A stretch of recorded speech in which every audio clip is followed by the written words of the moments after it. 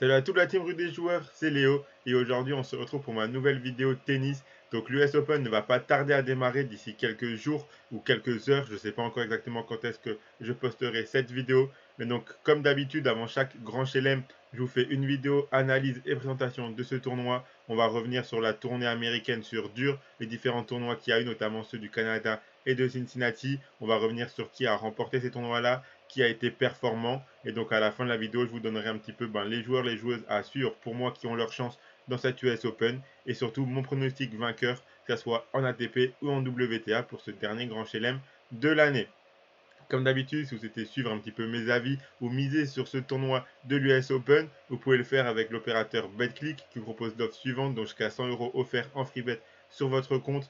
Pour profiter de l'offre, il vous suffit de vous inscrire via le lien qui est dans la description de la vidéo. Vous faites votre premier pari. S'il est gagnant, vous remporterez vos gains. Et s'il est perdant, BetClick vous rembourse en freebet le montant de votre pari à hauteur de 100 euros maximum. Donc n'hésitez pas à profiter de cette offre. Donc voilà, comme je vous l'ai dit, on va revenir déjà, comme à chaque fois, comme j'avais fait pour Roland Garros, comme j'avais fait pour Wimbledon, on va revenir sur la tournée américaine, donc sur les quelques tournois de préparation qu'il y a eu avant ce grand chelem. Donc ça a commencé par le tournoi de Washington, du 1er au 7 août. Donc c'est Nick Kyrgios, australien, qui a remporté ce tournoi-là en battant en finale le japonais Nishioka. Il y avait également Rublev et Ymer qui étaient là du coup en demi-finale. Donc c'est un tournoi où l'Australien il s'est plutôt bien débrouillé.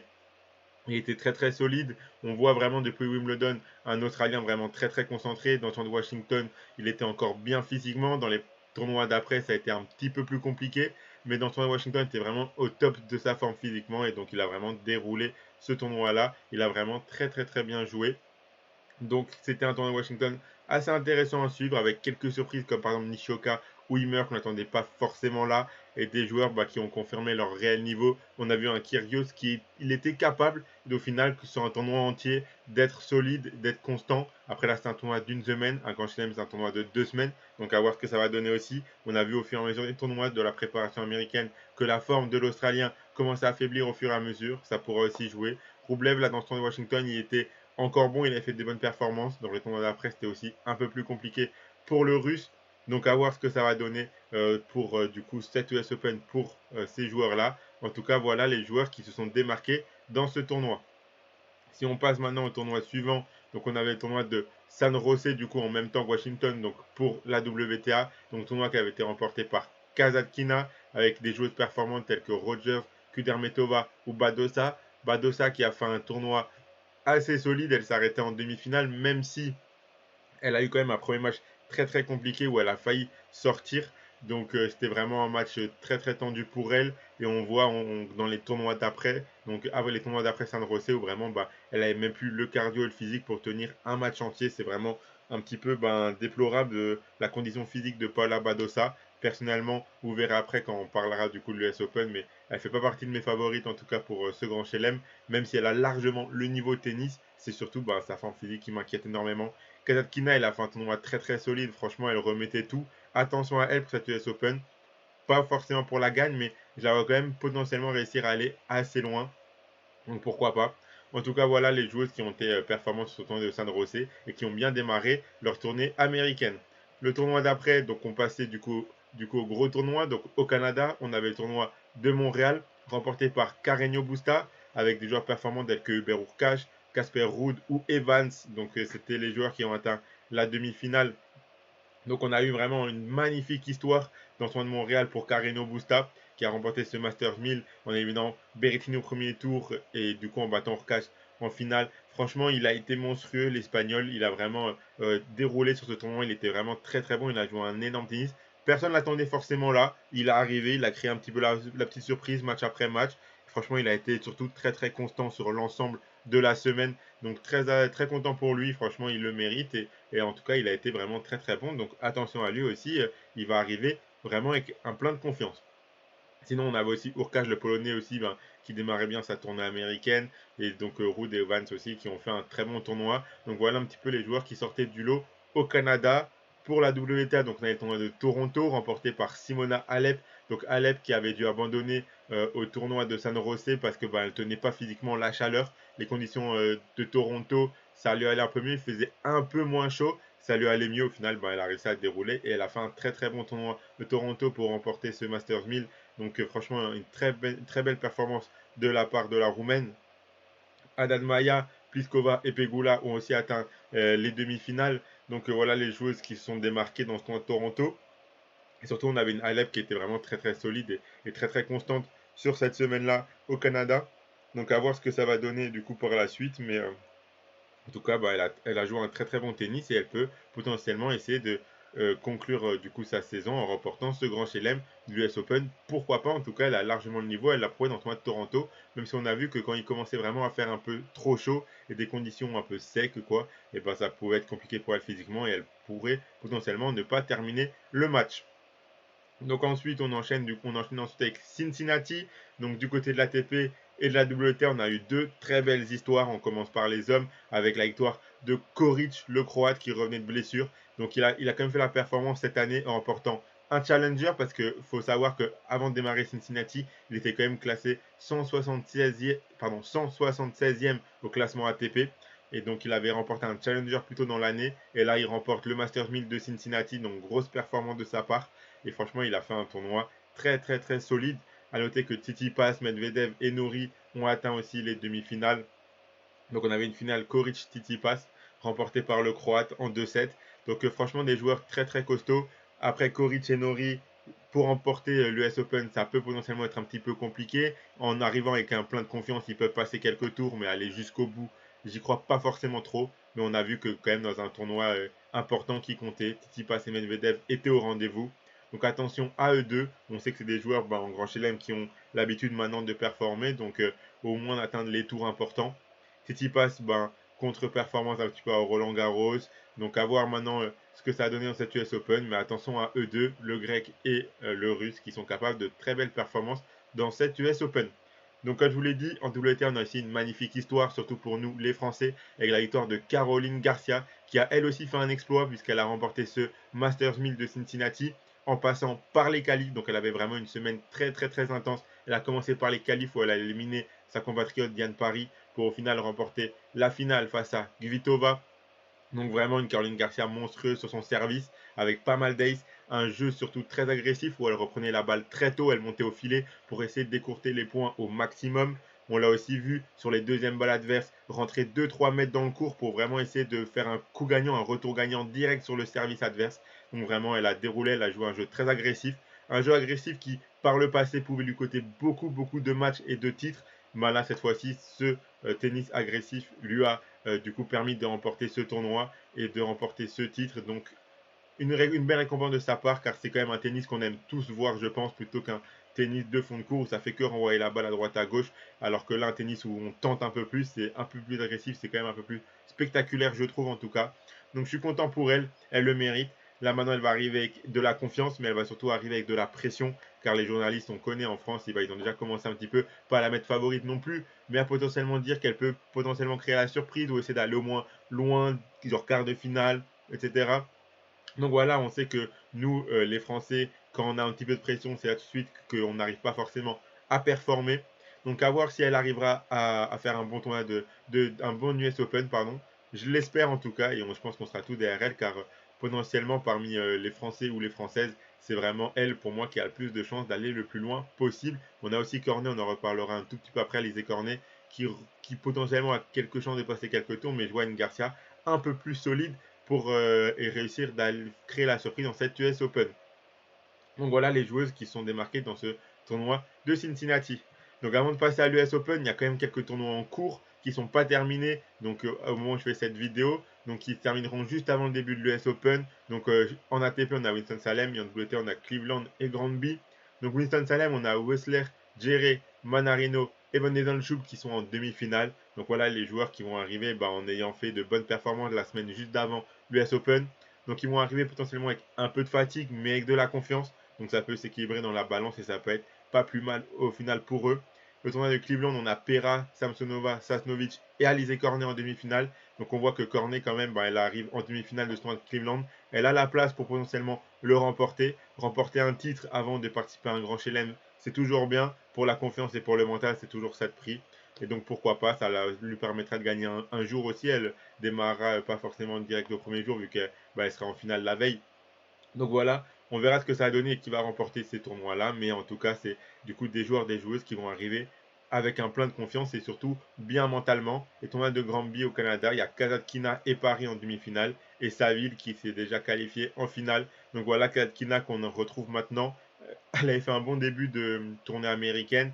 Les tournois d'après, c'était un peu plus compliqué. Là, on voit du coup qu'à Granby, elle se régale. Elle a la plate d'aller remporter ce tournoi-là. Même si on va encourager Diane Parry, la française, qui fait sa première demi-finale sur le circuit professionnel, il me semble. Donc pourquoi pas essayer de l'encourager au maximum pour passer Katkina et ensuite essayer de battre Saville en finale. Ça va être compliqué pour elle. En tout cas, déjà, c'est une belle performance cette qualifiée en demi-finale, même si c'est qu'un tournoi de 150, j'ai envie de dire. On verra du coup qui va remporter ces tournois-là, mais en tout cas, voilà ceux qui vont arriver bien mentalement pour ce tournoi de l'US Open. Donc voilà, on passe maintenant à l'US Open après avoir fait le tour des tournois précédents et de préparation pour ce grand chelem. On commence par l'ATP, donc tournoi de l'US Open qui aura lieu du coup du 23 août, puisqu'il y a les qualifs qui ont déjà commencé jusqu'au 12 septembre. Donc vraiment 2 semaines très très intenses sur le tableau principal qui vont commencer. Donc les joueurs à suivre pour moi, comme je l'ai dit un peu plus tôt, Medvedev, Tsitsipas, Nadal, Alcaraz, aucune grosse surprise. Pour moi, c'est vraiment les 4 favoris. Djokovic, qui du coup, vu qu'il n'est pas vacciné, n'a pas été autorisé à participer. C'est vraiment très très dommage. Un US Open sans Novak Djokovic, je trouve que ça enlève vraiment quelque chose, ça enlève du charme. Surtout qu'il avait quand même la place. Parce que, selon moi, vous verrez un petit peu après, mais selon moi, on a vraiment un US Open, que ce soit en ATP ou en WTA, vraiment très ouvert. Je trouve pas qu'on a vraiment une domination d'un joueur ou quoi. On l'a vu sur du coup les résultats des tournois précédents. Il n'y a pas forcément un joueur ou une joueuse qui a vraiment performé dans tous les tournois de préparation. Ça a tourné un petit peu les derniers carrés. Donc pour moi, après là, c'est un grand chelem, donc c'est encore différent. C'est compliqué en grand chelem, mais assez rare d'avoir vraiment une réelle grosse surprise. Mais pourquoi pas, franchement, cette année, je pense que c'est largement possible. On n'a vraiment pas de surdomination d'un ou deux joueurs précis. Donc, à voir ce que ça a donné, mais je pense que Djokovic aurait pu être le gros favori. Il aurait été le gros favori s'il avait été présent. Donc, c'est assez dommage. Donc, voilà mes 4 favoris pour moi. Ils sont chacun dans un quart de tableau différent. Donc, voilà les 4 joueurs qu'on pourrait potentiellement avoir en demi-finale. Donc on verra. Donc pour moi, vraiment, enfin, il n'y a aucune grosse surprise là-dedans. Pour moi, Nadal, il revient, même s'il n'a pas forcément performé dans les tournois de préparation qu'il a fait un petit peu avant. Et il arrive quand même à l'US Open. C'est un grand chelem. On sait que Nadal en grand chelem, c'est compliqué de le battre et de l'éliminer. Alcaraz aussi, il n'arrive pas forcément avec un plein de confiance, avec pas mal de désillusions et de contre-performances sur cette tournée américaine. Mais bon, Alcaraz, s'il ose son niveau de jeu et qu'il joue son niveau de jeu habituel et lequel il est capable de jouer, il est totalement capable, pas forcément de gagner le grand chelem, mais au moins d'aller le plus loin possible, potentiellement en demi-finale en remportant son quart de tableau. Et Medvedev, Tsitsipas, je l'ai dit, pour moi, c'est vraiment potentiellement les 2 gros favoris. Après, on peut avoir quelques surprises potentiellement, je l'ai dit, je vois quand même 2 US Open assez ouverts. Potentiellement Berrettini qui pourrait se reprendre. Il a fait vraiment des tournois assez moins de préparation, mais il a quand même un réel niveau sur dur. On sait aussi qu'il avait le Covid à Wimbledon et que du coup il n'avait pas pu participer alors qu'il faisait partie des 2-3 gros favoris pour remporter Wimbledon. Donc on voit que mentalement c'était un peu plus compliqué, même physiquement ça pêchait un peu face à Carreño Busta. S'il se ressaisit, franchement sur dur, il a un service monstrueux, donc il est vraiment très compliqué à sortir. Pourquoi pas qu'il pourrait créer la surprise italien potentiellement. Carreño Busta aussi, il est vraiment très bon, il a montré qu'il pouvait être très solide, il l'a montré à Montréal. Donc pourquoi pas qu'il fasse la surprise en remportant ce grand chelem, ou en tout cas qui c'est potentiellement des joueurs que je vois quand même aller assez loin et potentiellement essayer de créer la surprise et d'atteindre la demi-finale à la place d'un des 4 joueurs que j'ai mis à suivre. Félix Auger-Aliassime aussi, le Canadien qui est très bon, qui a un très bon tennis, assez jeune, donc physiquement peut-être que ça pêchera un peu moins que les joueurs un peu plus anciens si je peux dire, mais bon, on verra ce que ça a donné après, mentalement, potentiellement c'est là que ça peut un petit peu flancher dans un grand chelem. Et Nick Kyrgios, vraiment, il n'y a que le problème un peu physique. On a vu que la fatigue commençait à s'accumuler au fur et à mesure des matchs et des tournois de préparation.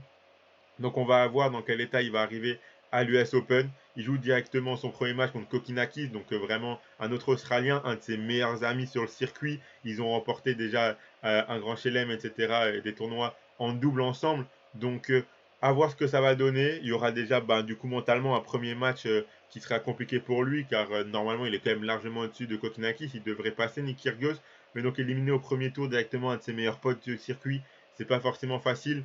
Donc à voir ce que ça va donner, mais surtout là, ça sera du coup le côté un petit peu physique qui devrait jouer pour lui, car il commence quand même à accumuler pas mal de matchs avec ses tournois de préparation. On a vu que sur les derniers tournois, ben, c'est pas forcément qu'il donnait la victoire, mais il donnait pas autant à fond qu'à Washington par exemple, parce qu'on voyait qu'il voulait un petit peu s'économiser.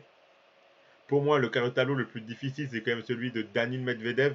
Donc pour moi, ce serait potentiellement lui qui aurait peut-être le moins de chance entre les quatre d'atteindre les demi-finales. Mais comme vous voyez, mon prono, je suis quand même parti sur la victoire finale de Medvedev à 3,25. C'est le favori pour les bookmakers, c'est le favori aussi pour moi. Comme je l'ai dit, son quart de tableau, c'est potentiellement le plus difficile. Mais je pense que s'il arrive du coup à atteindre les demi-finales en passant son quart de tableau, je pense que derrière, si passe Nadal et Alcaraz, il est capable de les battre. Donc je pense que, et si c'en est d'autres, je pense qu'il en est aussi capable. Pour moi, c'est vraiment celui que j'ai vu le plus solide sur cette tournée américaine et sur les matchs qu'il a fait. Donc je pars sur le gros favori. Je pense que là, j'ai pas forcément voulu choisir de surprise potentiellement en pronostic. Je vois pas vraiment qui pourrait réussir à l'éliminer, même si c'est très compliqué de donner un vainqueur avant un grand chelem. Il y a tellement de matchs, tellement de joueurs, donc c'est très très compliqué. Donc c'est qu'une petite mise ou quoi, franchement, mettez pas la maison dessus. Mais en tout cas, c'est potentiellement moi, avant le début du tournoi, c'est celui que je vois gagner. En WTA, j'ai choisi du coup un peu plus de surprises. Les joueuses à suivre, du coup, c'est Swiatek, Kontaveit, Sakari, Alep, Goff. Pour moi, c'est vraiment elles qui sont capables d'aller au bout potentiellement de ce grand chelem. Même si on a vu Swiatek, elle commence un petit peu à faiblir. Elle est toujours favori pour la victoire finale par les bookmakers. C'est un grand chelem, donc Swiatek en grand chelem, on sait ce que c'est. Mais franchement, elle a fait quand même des contre-performances là ces derniers temps, où elle perdait notamment contre des Françaises. Elle a perdu contre Caro Garcia, chez elle en Pologne, sur terre battue. Elle a perdu contre Alizé Cornet, etc. Et donc ensuite, elle a fait aussi une autre défaite. J'ai plus forcément son adversaire en tête. Mais donc on voit qu'elle domine quand même un petit peu moins le circuit. Néanmoins, un grand chelem, c'est différent que des 250, 500 ou même des Masters 1000. Je notais qu'en grand chelem, va quand même falloir jouer un très bon tennis pour l'éliminer. Certaines en sont capables, mais pas forcément toutes, selon moi. Donc voilà celle que je mettrais un petit peu favorite, les joueuses à suivre. On a un quart de tableau très relevé avec Sakari, Goff et Alep dans le même quart de tableau. Donc trois joueuses qui sont dans mes joueuses à suivre. Et en parallèle, on a un autre quart de tableau qui est lui très ouvert avec une Badosa qui est en tête d'affiche de ce quart de tableau. Mais je ne la vois pas forcément atteindre et réussir à remporter ce quart de tableau et atteindre les demi-finales. Parce que vraiment, je l'ai dit, Badosa, on voyait que un match déjà c'était compliqué pour elle pour le terminer et elle n'y arrivait pas physiquement. Donc enchaîner plusieurs matchs, je pense que ça risque d'être compliqué, mais si elle passe le premier tour, derrière le deuxième, troisième, je pense que ça va être compliqué et qu'elle n'y arrivera pas et que des joueuses qui jouent un moins bon tennis qu'elle au physique sont capables de l'embêter et de la battre. Donc franchement, le quart de tableau de Badosa, je pense que ça serait potentiellement le quart de tableau où on aurait le plus de surprises avec une joueuse un petit peu outsider qui pourrait atteindre les demi-finales en remportant ce quart de tableau là. Donc voilà pour l'US Open WTA, vous le voyez, mon prono, j'ai choisi la victoire finale de Coco Gauff, côté à 15. C'était une cote que j'aime beaucoup. Je pense qu'elle en est capable de remporter ce grand chelem. En tout cas, elle a le niveau, elle joue un très très bon tennis, elle a fait une très bonne préparation, tournée américaine. Elle n'a pas remporté de tournoi, mais plusieurs fois, elle est assez loin. Donc je la vois franchement jouer un tennis très solide. Encore une fois, c'est très compliqué et c'est vraiment juste à titre d'indication, c'est vraiment pas une grosse confiance ou quoi. Mais comme vous voyez avant, je vous ai dit, il y a un quart de tableau très relevé avec Sakari, Goff et Alep. Je pense que celle qui remportera ce quart de tableau-là, ça sera la joueuse qui potentiellement pourra remporter ce grand chelem. Donc j'imagine Goff sortir de ce quart de tableau-là. Et donc si c'est le cas, remporter ensuite la demi-finale et la finale. Donc voilà pour mes avis du coup pour cette US Open et un petit peu mes analyses, mes pronostics et les scénarios que j'imagine un petit peu pour ce grand chelem.